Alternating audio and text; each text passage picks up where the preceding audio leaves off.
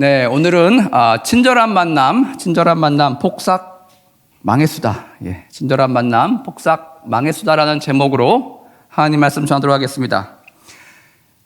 우리는 솔직히 얼마 전까지만 해도 여러분, 폭삭 속았수다라는 말의 뜻이 이 제주 방언의 의미가 무엇이었는지 잘 몰랐어요. 다들 저와 비슷한 생각을 했을 것입니다. 누가 제대로 뒤통수를 맞았구나. 누가 인생에 큰 사기를 당했나 보다. 그런데 이 표준어를 쓰는 우리 육지 사람들의 귀에 들려오는 이런 어감과는 전혀 다른 뜻을 가지고 있더라고요. 알고 보니까 폭삭 속았수다란 방언의 뜻은 참 수고 많으셨습니다. 참 수고 많으셨습니다라는 뜻이래요.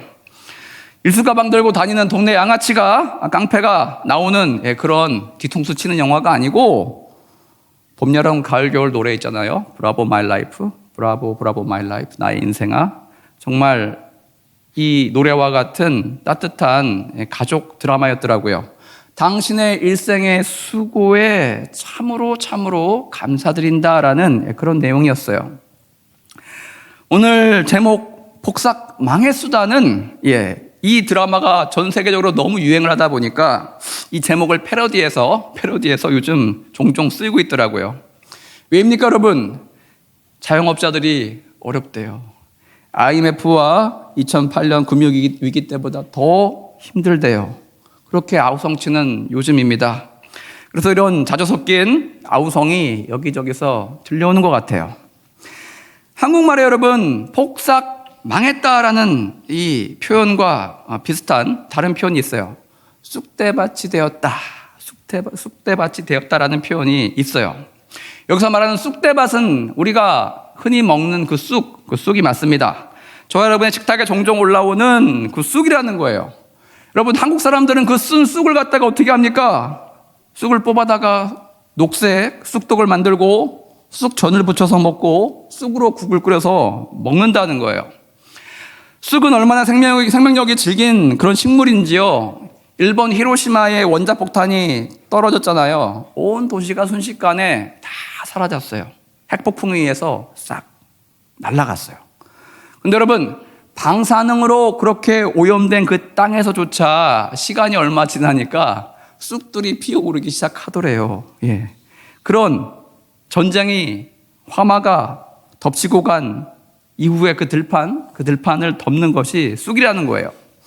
오죽하면 해외에 이 쑥이 전파돼서 한 미국 국립공원의 한 구역을 덮어버리는 일이 발생했다고 해요. 평소에는 여러분, 미국 법은 굉장히 셉니다. 북미 법은 굉장히 세요. 국립공원에서 식물을 채취할 경우에 걸리게 되면, 발각되게 되면 수십만 원의 벌금을 매기면서 엄격하게 관리를 한다는 것입니다. 근데 여러분, 한 번은 미국의 한 주정부에서 다음과 같이 신문 광고를 냈다고 해요. 6월 1일부터 2주간은 쑥 채집을 한시적으로 허용하오니 원하는 분께서는 와서 얼마든지 캐어가시기 바랍니다. 근처에 살고 있던 한인들이 쏜살같이 달려가서 호미를 들고 들판에 나 있는 쑥을 다 걷어왔다고 해요. 아무도 먹지 않는 그 쑥을 한국 사람들은 먹잖아요. 참 무서운 쑥이고 참 무서운 한국인들인 것 같아요. 여러분, 그거 아십니까? 우리 교회의 또 다른 별명이 쑥대밭이에요. 쑥대밭. 왜냐? 전에 미국 기독교 상담 센터를 운영했던 그분이 쓰신 책이 있었는데 거기에 이렇게 적혀 있더라고요. 참 신기하대요. 상담하러 온 사람들에게 어쩌다가 예수님을 영접하게 되었습니까? 라고 질문을 했더니 열의 9이 뭡니까? 거의 100%가 하는 말이 자기 인생이 쑥대밭이 되었을 때, 자기 인생의 모든 희망이 사라졌을 때, 어찌할 바를 몰라서 신음하고 있을 때, 그때 예수님께서 자기 인생에 찾아와 주셔서 만나주셨다. 위로해 주셨다. 그리고 바로 그때 예수님을 만나고 나서 자기 인생의 바닥을 치고 맨 지하 저 바닥으로부터 다시 올라오게 되었다라고 이구동성으로 고백하더라는 것입니다. 여러분, 미국이 좀 넓은 나라예요. 엄청 넓죠? 이 샘플들 가운데는 전혀 상관관계가 없다는 거예요. 그럼에도 불구하고 하나님을, 우리 구주를 예수로 영접한 그 환경, 상황은 다 비슷했다는 것입니다. 인종도 다르고 지역도 다르고 나이도 다른데 다 동일한 고백을 하더라는 것입니다. 그 누구 하나 코미디 보다가 껄껄껄 웃다가 내 인생 최고의 순간에 포디움에 서가지고 금메달을 목에 걸 때 손흥민처럼 17년간 목말랐던 팀이 우승해서 트로피를 들어 올릴 때 바로 그 순간 하나님께서 나야, 내가 여기 있었어, 나 때문에 우승한 거야, 그렇게 찾아와 주셨다 고백한 사람은 단 한 명도 없더라는 것입니다. 왜 그럴까요? 한 프로복서의 고백처럼 누구나 근사한 계획이 있기 때문이에요. 언제까지? 실컷 얻어 터지기 전까지. 그렇게 자기주도형 인생을 열심히 계획하고 꿈꾸면서 현실 속에서 자신만의 왕국을, 그 왕자의 예수님이 앉은 게 아니고 자기가 앉는 그런 삶을 살아오던 그런 사람들이기 때문입니다. 즉 자기가 만든 그 자아가 그 자리에 서 있을 때 하나님이 들어갈 공간이 전혀 보이지 않았다는 것입니다. 여러분, 이게 꼭 무신론자들, 하나님을 모르는 그런 사람에게만 이런 일이 벌어질까요? 아니라는 거예요. 저와 여러분의 인생 가운데도 이미 예수님을 만나서 하나님이 누구신지 잘 알고 있는 사람들도 비슷한 고백을 합니다. 인생의 가장 바닥에 있을 때 예수님을 붙들고 다시 일어났다고, 예수님께서 쓰러져 신음하는 나를 찾아와 주셔서 나를 일으켜 세워줬다고, 걸을 힘도 없어서 흔들리는 무릎을 지니고 있던 나에게 예수님께서 찾아오셔서 등에 업으시고 나를 가슴에 품으시고 걸어가셨다고 그렇게 고백을 해요. 여러분, 이게 뭐예요? 이게 다들 갖고 싶어하는 우리 신앙의 추억이에요. 신앙의 추억. 바로 그 순간이 내가 예수님과 가장 친밀하게 보냈던 시간이었다라고 고백하는 바로 그 신앙의 추억이라는 것입니다. 예수님께서 살아계셔. 하나님이 내 모든 사정을 알고 계셔. 아무에게도 말하지 않았는데 하나님께서 나에게 먼저 손을 내밀어 주셨어 라고 말할 수 있는 그 친밀한 시간, 그 시간입니다. 귀로만 듣던 예수님이 성경 속에 대단히 믿음 좋은 우리 주인공들에게만 나타나셨던 것 같은 그 예수님께서 실제로 저와 여러분의 삶 가운데 찾아와 주셔서 만나 주셨던 그런 이야기 말입니다. 연약한 여러분의 인생에 하나님께서 야긴과 보아스와 같은 기둥을 세워주신 바로 그 기억들 말이에요. 야곱아, 너에게 베델이 있느냐? 너에게 브니엘이 있느냐? 나에게도 있다. 나에게도 나의 브니엘이 있고 나의 베델이 있다. 그렇게 하나님께서 저와 여러분을 만나주셨던 그 순간을 추억할 수 있는 그런 기회가 찾아오게 된다는 것입니다. 전에도 한번 비유로 말씀드린 적이 있는데, 여러분, 교회는 종합병원이에요. 예수님은 이 병원의 허준과 같은, 허준 이상하네요. 한방병원. 병원의 원장님이 되십니다. 각종 육체 질병으로부터 재정적인 파산, 관계적인 파산, 정신적인 어려움 이르기까지 예수님께서는 우리 영혼의 응급실을 늘 운영해주고 계신다는 것입니다. 따라서 여러분, 오늘 철야기도의 시간은요, 이 유명한 예수님을 만나서 우리의 병을 알아야 돼요. 그리고 예수님께 친히 치료받는 그런 귀한 면담의 시간이 되어야 된다는 것입니다. 병상에 누워있는 기분으로 예수님께서 우리에게 물으실 때, 예수님, 전 어디가 아파요? 예수님, 저는 삶에 이런 일이 있었어요. 꾸밈 없이, 가식 없이 저와 여러분의 모든 사정을 알아야, 정확히 이야기해야 우리는 정확한 치료를 받을 수 있게 됩니다. 그래서 여러분, 다른 시간은 모르겠지만 오늘 철야 같은 기도 시간, 남대문 시장과 같은 한복판에 시끄러움? 이런 게 있어야 돼요. 긴박한 응급실에 실려온 여러분, 그 환자들의 비명소리와 같은 높은 데시벨의 소리가 이 가운데 가득 채워져야 한다는 것입니다. 그리하면 본격적으로 하나님의 치료가 시작이 돼요. 병원과 법원과 교회는 참 이상한 공통점을 지니고 있어요.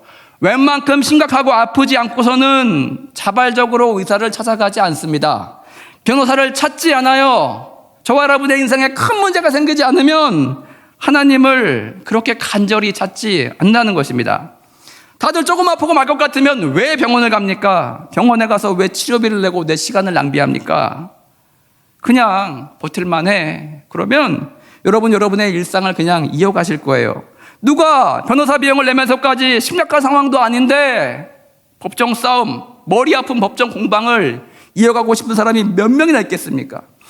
교회 와서 강력하게 부르짖는 성도님들도 웬만해서는 점잖게 그렇게 기도하지 부르짖지 않는다는 거예요. 왜? 옆에 사람이 보고 무슨 일 있어? 이렇게 물을까봐 펑펑 울고 막 이러면은 여러분 삶에 여러 가지 고난 같은 것이 수면 위로 드러날까봐 그렇게 잘 하지 못한다는 거예요. 그러나 여러분, 상황이 너무나 심각하고 더 이상 내 힘으로 되지 않을 때, 내 능으로 되지 않을 때, 오직 하나님의 신으로 그 문제가 해결될 것 같을 때는 여러분은 하나님께 간절히 매달리게 돼 있다는 것입니다. 아이러니하게도 하나님의 관점에서 성도님들의 가장 극심한 고난, 그것을 겪고 있을 때, 가장 저점을 통과하고 있을 때가 어찌 보면 하나님을 만나기 가장 좋은 시기, 하나님이 복 내려주시기 너무 좋은 조건이라는 것입니다. 오늘같이 읽은 말씀 시편 119편 67절, 고난당하기 전에는 내가 그릇 행하였더니 이제는 주의 말씀을 지키나이다 와 같이 여러분, 인생의 어려움과 고난이 찾아와야 우리 가운데 진정한 돌이킴이 생기게 된다는 거예요. 진정한 반성과 회개가 일어나게 된다는 것입니다. 회개는 무엇입니까, 여러분? 회개는 두 가지 단계로 정의하더라고요. 첫 번째 여러분, 회개는 너 자신을 알라라고 외쳤던 우리 소크라테스, 이 말이 저와 여러분에게 임하는 순간이에요. 즉 우리 인생의 위치가 지금 어디 있는가? 하나님께서 원하시는 관역, 그 빨간 곳 가운데에 내가 꽂혀 있는지, 관역을 완전히 벗어나서 꽂혀 있는지, 아니면 제일 가장자리에 내가 꽂혀 있는지, 그것을 발견하게 되는 바로 그 순간이라는 것입니다. 즉 하나님의 원하심과 우리 인생의 원하심 간의 그 괴리가 얼마나 있는지 측정되는 바로 그 순간이, 회개가 시작되는 바로 그 순간이라는 거예요. 바로 이때 하나님의 백성들은 어떻게 합니까? 빨간 점이 어디 찍혀 있지? 저쪽에 있구나. 방향을 잡아야 돼요. 하나님 말씀의 좌표가 우리 마음 가운데 들어오게 된다는 거예요. 어디로 갈지 몰라 절망하고 있을 때, 방황하고 있을 때 비로소 하나님의 말씀이 저곳에 있구나, 오른쪽에 있구나라고 그 말씀의 인도함을 향해서 우리는 얼굴을 돌려야 되고 시선을 줘야 되고 몸을 돌려야 된다는 거예요. 그 점을 향해서 인생의 항로를 수정해야 된다는 것입니다. 이게 바로 1단계예요. 회개의 1단계. 하나님의 말씀과 내가 얼마나 떨어져 있는가 발견하는 것이고, 그 방향이 어디에 찍혀 있는가를 알게 되는 것입니다. 여러분, 방향만 잡으면 그 거리가 좁혀집니까? 그 다음에 2단계예요. 2단계는 실질적으로 그 거리를 점점 좁혀나가는 저와 여러분의 발걸음이 있어야 한다는 것입니다. 1단계와 2단계가 합쳐져야 종합적인 진정한 회개가 일어나게 된다는 거예요. 이것이 실행되어져야 우리는 그 빨간 점, 하나님께서 우리가 거하시길 원하는 그 빨간 점에 도달하게 될 것이고, 그 순간 하늘의 평안이 태풍의 눈 속에 들어온과 같은 고요함이 저와 여러분의 인생 가운데 찾아오게 될 것입니다. 여러분, 예를 들어 성경의 인물들 보면 다들 자신들만의 야심만만한 계획이 있었어요. 성경의 인물들을, 기라성 같은 인물들을 묵상해 보니까요, 다 비슷해요. 다 흠신 얻어 터지기 전까지는 다들 그럴싸한 계획이 마음 가운데 있었다는 것입니다. 인류의 조상 아담은 뱀의 유혹에 빠졌어요. 저거 먹으면, 선악과 먹으면 하나님과 공동으로 다스리는, 통치하는 이 형태에서 벗어나서 자기가 독립해서 홀로 하나님의 아무런 간섭도 없이 이 세상을 다스릴 수 있는 그 권한을 얻고 싶은 야망이 있다는 것입니다. 여러분, 뱀에게 큰 사기를 당하고 폭삭 망하게 됐어요. 전에 누리던 영생도 빼앗겼고, 전에는 생물의 이름을 다 지을 정도로 그렇게 똑똑했던 인지력과 지혜도 찌그러진 깡통처럼 확 쪼그라들었다는 것입니다. 야곱도 에서를 좋아하는 과정에서 머리를 써요. 세 그룹으로 나눠 선물 보따리를 들고 오는 형 에서의 마음을 녹이기 위해서 세밀한 전략을 짭니다. 제일 허드렛 것을 맨 앞에 세우고, 그 다음 아끼는 것을 중간에 세우고, 가장 아끼는 가족들을 맨 밑에, 맨 뒤에 세워가지고 그렇게 나아가려 했어요. 근데 여러분, 분이엘에서 천사에게 흠시 두들겨 맞고는 다리를 저는 중상을 입고 나서 그렇게 폭삭 망하게 된 이후에야 장깨는 완전히 사라지고 온전히 있는 모습 그대로 형 앞에, 살기 등등한 형 앞에 서서 불쌍함을 입는 은혜를 입게 되었다는 것입니다. 요셉은 알았어요. 장자 루벤 보니까 아버지 눈밖에 났어. 아버지가 유산의 두 몫을 장자에게 주는데 이상하게 11번째 아들인 자기를 아버지 요셉이 너무 사랑해요. 어떻게 구분하냐? 아버지가 야곱에게만 좋은 옷을 입혀요? 비싼 옷을 입혀요? 그렇게 구분해가지고 그냥 은연중에 너야, 네가 내 장자가 될 거야 라고 그렇게 알려줬어요. 그러나 여러분, 장자 등극의 꿈, 요셉 형들의 미움을 사서 구덩이에 빠지는 순간 폭삭 망해버렸어요. 산산조각 나고 말았다는 것입니다. 다윗 형들을 제끼고 막내인데 왕으로 기름 부음을 받았어요. 10대 전쟁 영웅이 되더니 20대는 군대 장관까지 올랐어요. 사울왕의 사위로 등극하면서 곧 이 나라를 이어받을 것 같은 아주 유력한 후보가 됐어요. 근데 여러분, 그의 계획은 어떻게 됩니까? 사울왕의 시기를 받는 순간 망했어요. 유다 동굴을 전전하면서 국가 지명 수배자로 목숨을 유지하기도 힘든 그런 삶을 10년간이나 살아가야 했다는 것입니다. 나오미는 모압에 가면 잘 살 줄 알았어요. 모압에 가서 부자 되려고 했어요. 모압 땅에 가서 남편 잃고 두 아들 잃고 다 망하고 난 다음에야, 그제서야 고향에 돌아와서 나는 내 이름 나오미가 아니고 인생이 너무 아메리카노 같아, 말하라고 불러, 이렇게 불러달라 칭하게 됐다는 것입니다. 베드로 늘 수제자 위치에 있었어요. 예수님과 같이 무리를 걸었어요. 예수님이 내가 누구냐고 물었을 때 정확히 고백했어요. 예수님께서 얼마나 기쁘셨는지 천국의 열쇠를 너에게 주겠대요. 다 받았어요. 죽기까지 그렇게 예수님을 쫓아가겠다 말씀했던 베드로,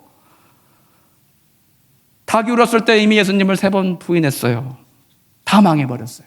닭도 울고 베드로도 울었어요.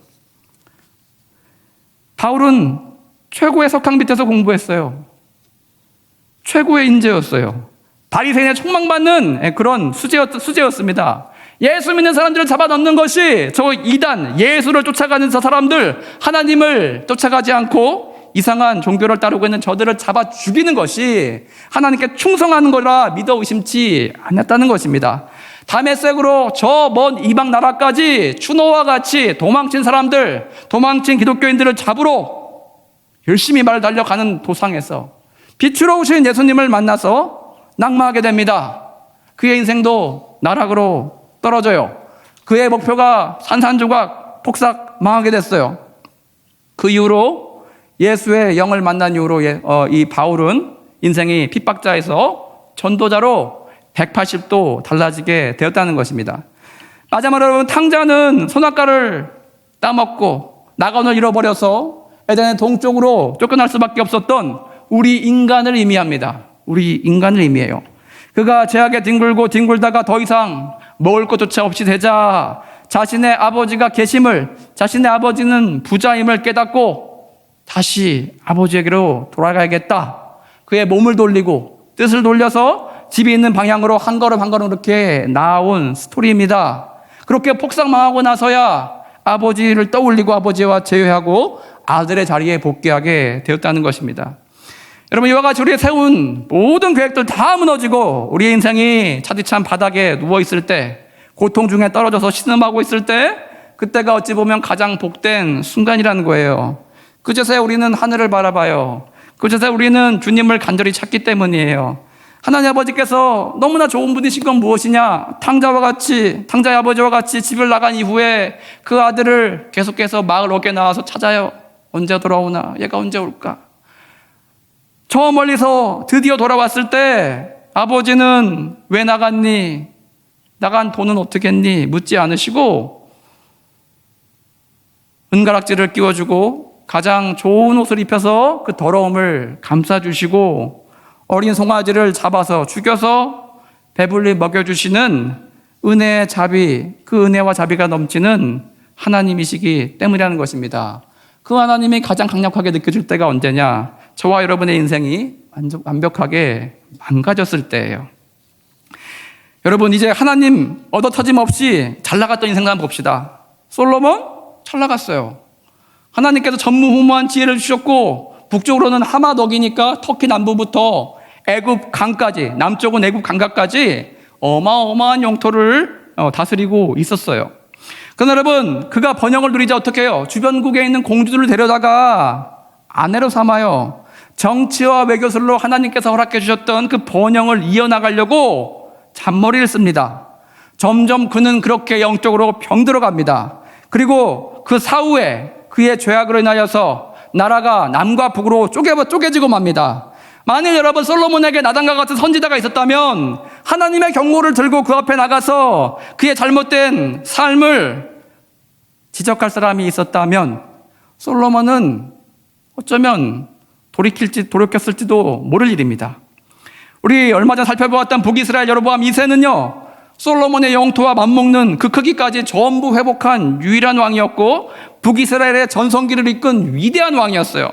그런데 그도 영적으로 어떻게 합니까? 여로보암 1세가 갔던 그 길을 따라가서 하나님 앞에 속이고 잔재들을 부리다가 결국 이스라엘의 국력은 그 이후에 5명의 왕이 등장하지만 회복하지 못하고 내리막길을 타게 됩니다. 결국 아스루 제국의 칼날 앞에 멸절을 당하게 돼요. 여로보암 2세 앞에 크나큰 시련이 있었다면, 돌이킬 만한 진정한 회개를 할 기회가 있었다면 저의 인생은 달라지지 않았을까 생각합니다. 반대로 여러분, 하나님께 얻어터져도 온전히 돌아오지 않은 자들이 있어요.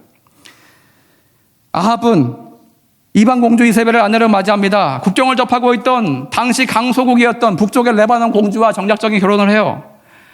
아내가 섬기던 바알을 전국에 퍼뜨립니다. 그리고 하나님의 종들을 잡아 죽이는 핍박을 했다는 거예요.